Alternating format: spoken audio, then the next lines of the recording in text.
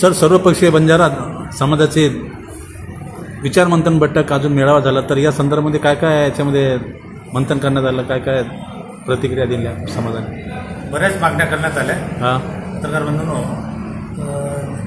मी मला माझा परिचय करून देतो. हां, स्वतः श्रीराम जाधव, संस्थापक राष्ट्रीय अध्यक्ष जय सेवालाल बहुजन विकास पार्टी.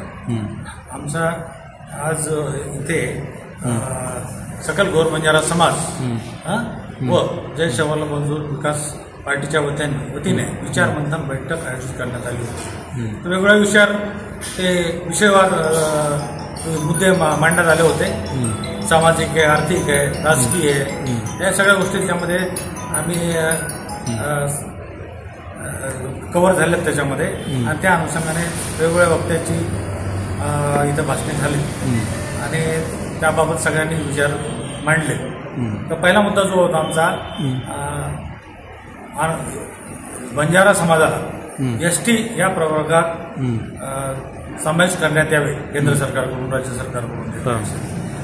तर यामध्ये बाकीचे जे काही स्टेट्स आहेत आमच्या याच्यामध्ये, तेलंगणा आहे, आंध्र आहे, कर्नाटक आहे, या वेगळ्या राज्यामध्ये, बऱ्याचशा राज्यामध्ये, मॅक्झिमम भारतामध्ये जे काही राज्य आहेत स्टेट लेवलचे मध्ये बंजारा समाज हा या काही स्टेटमध्ये एसटीमध्ये आहे.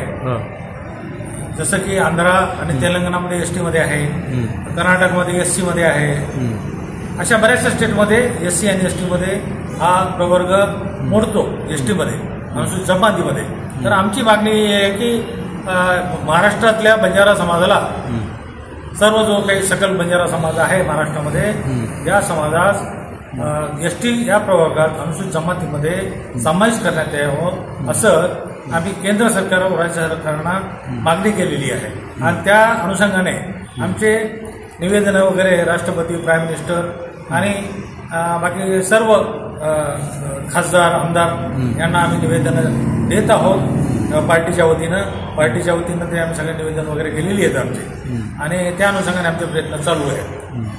तर पुन्हा याच्यामध्ये एक दुसरा मुद्दा असा आमचा होता की ओबीसी जो समाज आहे, सर्व ओबीसी समाज, जे की आपण 70% म्हणतो, मॅक्झिमम समाज आहे. पण ज्यावेळेस निवडणुका वगैरे होतात, त्या लोकसभाच्या किंवा विधानसभेच्या, हा समाज सगळा विखुरला जातो. त्याच्यामध्ये हा बंजारा समाज पण येतो. पण विखुरला गेल्यामुळे 70-75% समाज असूनही ओबीसी यांच्या जागा काहीच येत नाही. दुसरा समाज कुठला तरी निवडून येतो आणि त्याच्यावर ते मजा मारता येत असते. तसं एकजूट करण्यासाठी, ओबीसीला एकजूट करण्यासाठी याची जातीनिहाय जनगणना व्हायला पाहिजे आणि याचं प्रबोधन व्हायला पाहिजे. ओबीसी, सर्व ओबीसीचं जे काही ओबीसी आहेत समाजामध्ये आपल्या प्रवर्ग, तो ओबीसी समाजाचं प्रबोधन व्हायला पाहिजे. त्या अनुषंगाने सगळे एकत्र यायला पाहिजे हे लोक, आणि एकत्र आले तरच आपण 70% ओबीसी जे म्हणतो ते काहीतरी या निवडणुकामध्ये हे करतील, काहीतरी वेगळा क्रांती घडवून आणतील.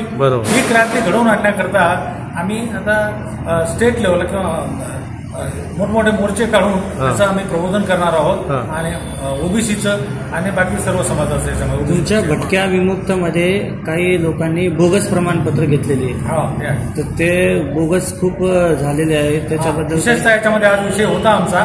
ते काही राजपूत भामटा आहे, जो बोगस राजपूत भामटा आहे. मूळचा राजपूत भामटा खूप कमी लोक आहे, पण काय झालंय, राजपूत भामटा म्हणून सरकारी दरबारी आपल्या महाराष्ट्र शासनाकडून, त्या महाराष्ट्राचे काही समाज कल्याण विभाग आहे, त्या सर्रास त्यांना रेव्हेन्यू डिपार्टमेंट आहे, हा सर्टिफिकेट देतं, व्हॅलिडिटी सर्टिफिकेट मिळतात त्यांना. लाखोनी सर्टिफिकेट काढलेले.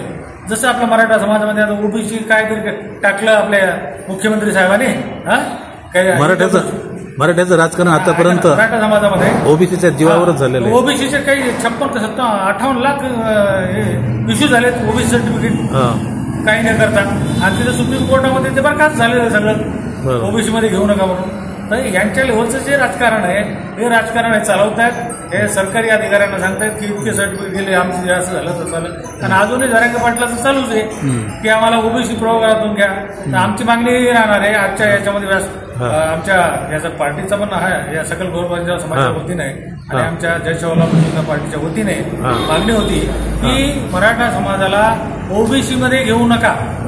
आणि ती जरांगे पाटलाची मागणी आहे. तर आमचं असं म्हणणं आहे की त्यांना 10-15% काय जे द्यायचे तुम्हाला वेगळा प्रवर करून वेगळा ताट करून त्यांना त्यांचं रिझर्वेशन द्या.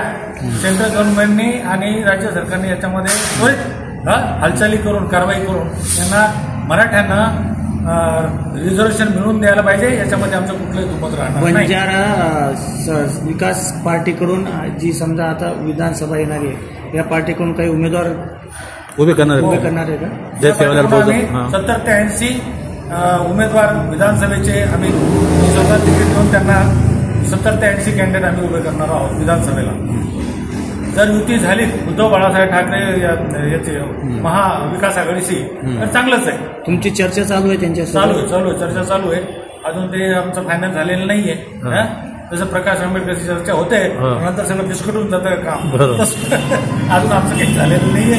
आणि झाले तर आम्ही सामोबाम चर्चा करून आम्हाला किती ते विधानसभेच्या जागा देतात याच्यावर ते डिपेंड राहणार आहे. तरी पण त्यांनी समजा आम्हाला नाही आम्ही जे सांगू समजा 5-25 लोकांचे आम्हाला द्या तिकीट तुमच्या ह्याच्यावर वेगळ्या राष्ट्रवादी उद्धव बाळासाहेब ठाकरे आणि दुसरं कोणता आहे त्यामध्ये काँग्रेस यांनी जर आम्हाला आमच्या मनासारख्या तिकीट वगैरे दिलं नाही. चळवळीची भूमिका आहे तुमची.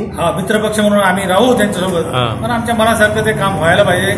आम्हाला त्यांनी समावेश करून घ्यायला पाहिजे तर ठीक आहे. नाहीतर आम्ही 70 ते 80 जागा या महाराष्ट्रात लढवणार आहोत आमच्या पक्षात. ठीक आहे धन्यवाद. दुसरा एक मुद्दा असा होता की या महाराष्ट्रामध्ये आपल्या सगळ्यात जास्त आत्महत्या ज्या आहेत महाराष्ट्रात होतात भारतामध्ये. तर आत्महत्या कमी करण्याच्या दृष्टिकोनातून आमच्या जय जवाहरलाल नेहरू पार्टीकडून मागणी अग्राची मागणी आहे सेंट्रल गव्हर्नमेंटला आणि स्टेट गव्हर्नमेंटला की शेतकऱ्यांना हमी भाव द्यायला पाहिजे. हे रेवड्या वाटप करण्याचं काम कमी करा तुम्ही. रेवडा नका देऊ त्यांना. बळीराजाला त्याचा कामाचा मोबदला त्याला मिळाला पाहिजे. उत्पादन खर्चावर त्याला हमी भाव मिळाला पाहिजे. तर विशेषतः त्याच्यामध्ये जे काही आपल्या तूर आहे मूग आहे सोयाबीन आहे याच्या डबल आजचे जे काही भाव आहे हमी भाव त्याच्या डबल मिळाले पाहिजे हमी भाव. तर ठीक आहे. तसे उद्या फॉर एक्झाम्पल तुम्हाला द्यायचा असेल तर आजचा भाव 4,892चा काहीतरी भाव आहे सोयाबीनचा. ते व्यापारी वर्ग काय करताय त्यांच्या मनासारखे भाव देतात. वीजला तुमचा सोयाबीन 3,000 2,500 3,500 हे काय हमी भाव झाले का? म्हणजे हमी भावाच्या खाली भाव पाडून व्यापारी लूट अक्षरशः शेतकऱ्यांची लूट चालू आहे. त्यामुळे शेतकऱ्याची आत्महत्या वाढत आहे. दुसरा मुद्दा असा होता हे हमी भाव मिळालाच पाहिजे सगळ्या पिकांना. पण या सोयाबीनला 10,000चा भाव द्यायला पाहिजे अशी आमची मागणी आहे. आम्ही आज विशेषतः त्याच्यामध्ये मागितलं की 10,000चे भाव द्या त्यांना. कारण खर्च झालाय सीड जे बीज आहे खत आहे औषध आहे सगळेच वाढले. सगळे वाढतात आणि शेतकऱ्यांचे डाऊन होतात खाली आणि यांचे आपोआप होत राहतात. तसंच आमच्या महाराष्ट्रामध्ये आता बेरोजगारांच्या सुद्धा तुम्ही आता शेतकऱ्याच्या विरोधामध्ये समर्थनार्थ तुम्ही आंदोलन करणार. शेतकऱ्या हमी भाव होण्यासाठी चालू आहे ना. आणि विशेषतः या आपल्या बेरोजगार जे आहेत महाराष्ट्रामध्ये 2.5 ते 3 लाख जागा खाली आहेत महाराष्ट्राच्या मध्ये. पण हे आपले काहीच हालचाल करत नाही महाराष्ट्र गव्हर्नमेंट. काहीतरी ते जागा भरतात नंतर 2-3 वर्षांना पोस्टिंग मिळत नाही. ही खूप वाईट गोष्ट आहे आपल्या महाराष्ट्रामध्ये. पुरोगामी राज्य आहे आपलं. पुरोगामी म्हणून आज आपल्याला लाज वाटते थोडीशी की राज्य हे कुठं चाललंय काही समजत नाही. आणि हे इकडे दिवाळखोरी करून कर्जावर कर्ज काढणं चालू आहे यांचं. ते अजित पवार सारखे फायनान्स मिनिस्टर असल्यानंतर सगळं दिवाळखोरी आहे. तर याच्यामध्ये एमपीएससी थ्रू आमची मागणी आहे की एमपीएससी थ्रू यांनी जागा भरायला पाहिजे. बेरोजगारांची थट्टा करू नये यांनी. तर आम्ही बेरोजगारांना सोबत घेऊन शेतकऱ्यांना घेऊन हमी भावासाठी यांच्या विरुद्ध आम्ही सरकारबद्दल लढणार आहोत आणि मोठा मोर्चा काढणार आहोत औरंगाबादला. इव्हन दो मुंबईला सुद्धा आम्ही यांच्यावर मोर्चे नेणार आहोत. तर ह्या सगळ्या गोष्टी यांनी करायला पाहिजे. आता इलेक्शन होत आहेत म्हणून काहीतरी रेवड्या देणं चालू आहे.